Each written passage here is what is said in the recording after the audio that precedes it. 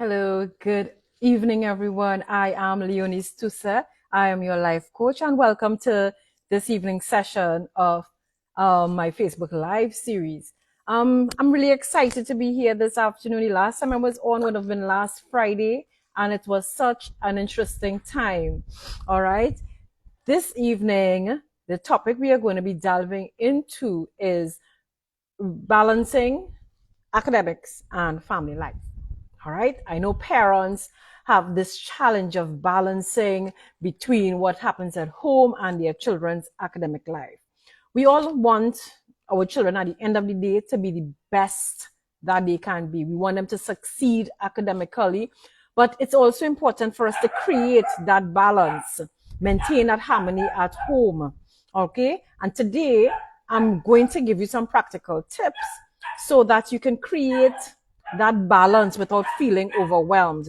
I trust that these pointers I'm going to be sharing here with you will support you or encourage you or enhance what you might be doing already. Okay. So before we get started, drop a yes in the comments if you've ever felt like juggling schoolwork and family time. That if you've ever felt that juggling schoolwork and family life is challenging. Is it challenging? All right.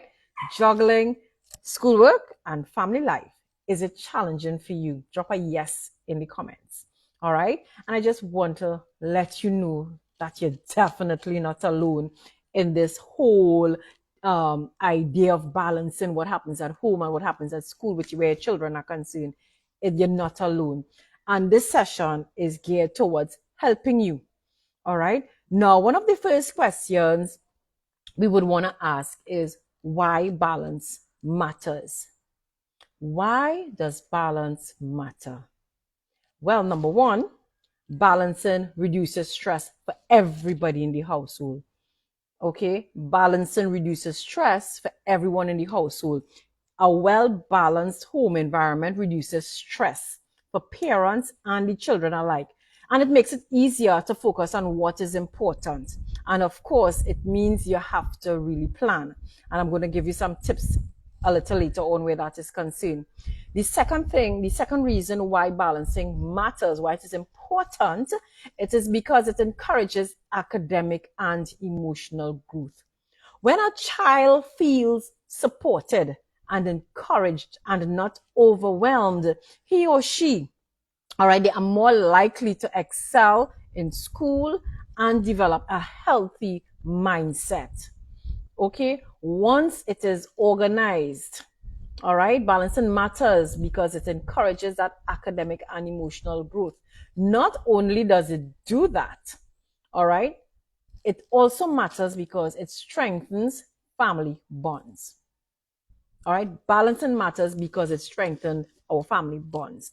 Finding the balance ensures quality time together, which actually deepens the connection and makes everyone feel valued at home. All right, this is why balance matters. These 3 pointers, it reduces stress for everyone in the home. It encourages academic growth and emotional growth. It encourages academic, all right, and emotional growth. So you're going to benefit from all this balance all around. And again, it helps to strengthen our family bond. So how can we balance family life and academics? And this is where we're going to get into it.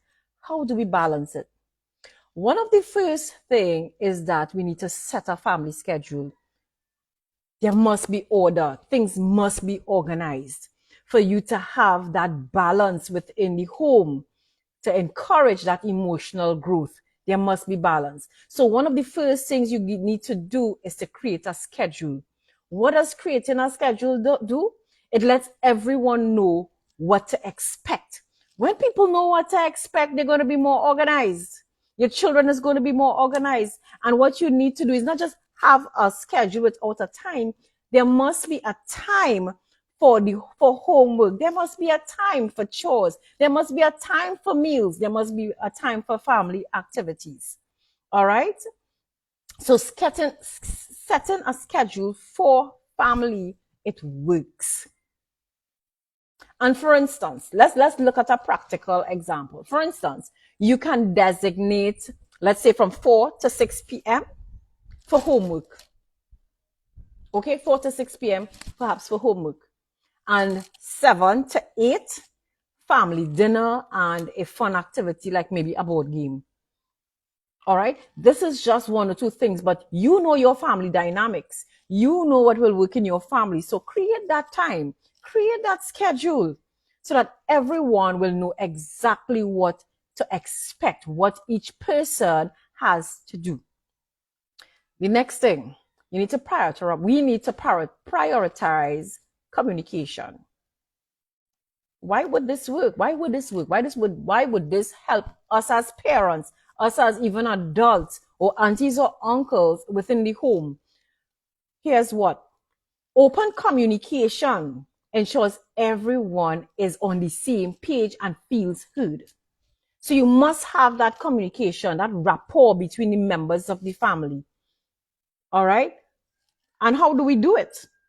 Now, the thing about it, for this to happen, we need to have meetings. We need to have family meetings. We need to have family meetings. Yes, we need to have family meetings, people, to discuss the schedule.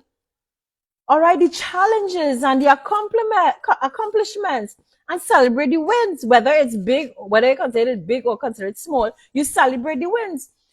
And to do that, you must communicate. And to communicate, you need to have meetings. And that comes out of your schedule because you would have scheduled time for the family meetings. Listen, you try these 2 tips for 1 week and feel free to drop a comment in the same video and tell me if it works. I'm certain you're going to get some level of success. I know for some people, if it's very new or you're making adjustments, there might be some little waves in between, but hear what? Once you stay committed and true to it, things will improve. All right. The third point I want to share with us is that we need to practice time management together as a family. Together as a family, we practice managing our times, and this comes right out of the schedule and even the communication. But here's why it works. When we teach our children to manage the time, it builds independence. And this independence helps them to stay on track academically. Yes, it helps them to stay on track academically. They are responsible. They are taking ownership for what they are doing as children because they are emulating what they see in the household. The mommy and daddy has helped us create a schedule, and mommy and daddy has a schedule as well. We are communicating. We are having family meetings. We are feeling a sense of belonging, a sense of appreciation because we are celebrating together. We are spending time together. All right. Now, one of the things you could use, one of the tools you could use for that is you could use a planner.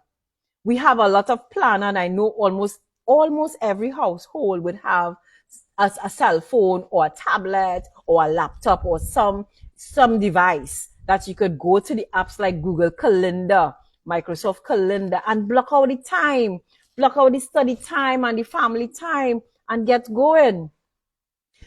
Having those alarms and those schedule in place will help you stay abreast of what you got to do. Another area, and I would have mentioned this before when we spoke a couple weeks ago about how to help the child and dedicating a special place for study.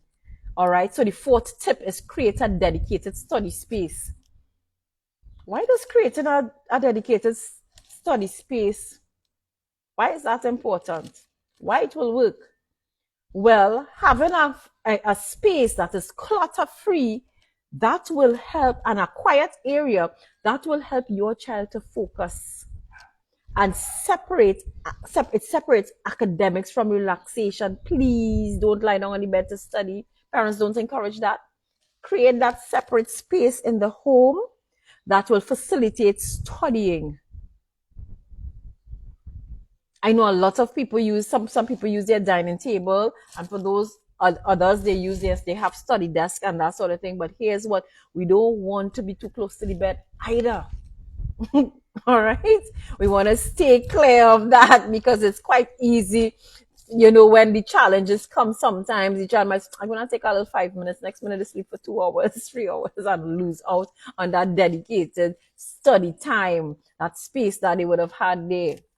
All right, and our fifth tip is take breaks during the time you study. You have your child studying, let them take breaks, let them practice self-care. Why are we doing it? Because it boosts productivity and it reduces burnout for both you and your child, because you're going to be there supporting them, you're going to be there checking up on them. So you want to make sure that we have some nice breaks in between so that it will boost your productivity and reduce the amount of burnout. And some of the things you can do, and I do it at times when I'm at my desk, you take a quick walk. Sometimes you could have a little family dance session or simply some quiet time with a book. That helps as well. All right. Now, I have a question for you. All right. What's your biggest challenge when it comes to balancing academics and family life? What's your biggest challenge when it comes to balancing academics and family life? Feel free to share it in the comments and I can address it when you indicate such.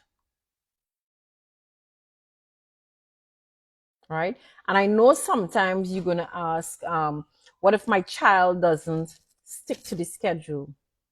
But if your child doesn't stick to the schedule, then you need to communicate and ask questions like, why? What is happening? What is happening there? And if the child is being distracted for some reason or the other, then you try to remove the distraction from the environment if it's that. Or you simply go back to the drawing board, or you sit with your child, keep the child company whilst they're getting in the groove. Because listen, it's not always easy when you're starting to study to actually settle in or stick with the schedule. And then, of course, when we would have done goal setting some time ago, you would understand the importance of why you're doing what you're doing. So you want to remind them why they're doing what they're doing and remember the outcome that you're looking for. All right? Find out what is going on. You have to communicate with the children. All right? I know you would often ask, how can I balance my own work? Because being a parent, you have your work to do and still you have parenting to take place, right? And you want to know how to balance that while you're doing schoolwork. Then again, you too have to schedule. How do you schedule what you have to do? That's very important. All right. And for me, again, having a schedule is always important. Sometimes you can also share who is doing the schoolwork with the child. I know sometimes for single parent family household, it may not be quite easy to do that, but there is a system in getting it done. Sometimes you could do your own work and check in with the child from time to time and, just follow through with them. All right. And here's what I know, that balancing the academics and family life doesn't always have to be stressful. It takes some planning. It takes some open communication and shared effort. It's not a one-man show. Even if it's a single parent, it's you and your child or children, and you have to have that kind of discussion with them. All right, so you could create that harmony at home while supporting your children's academic success. And if you found, I know this is a tough area, but if you found these tips very helpful, imagine what you will gain this Saturday coming here at my workshop, Building Bridges to Success. I'll provide even more tools to help you empower your child and maintain balance at home. Spaces limited. All right. And if you are interested, drop a yes in the comment if you want the registration link. All right. Or you could simply visit the website. There's a link also in the program itself. There's a link, you can go there as well. So I want to thank you for joining me today. Let's work together and create. Let's work together and create a brighter future for your family. And I'll see you at the workshop this Saturday, the 11th of January. I am really excited to be there with you. All right. So have a great evening and bye for now.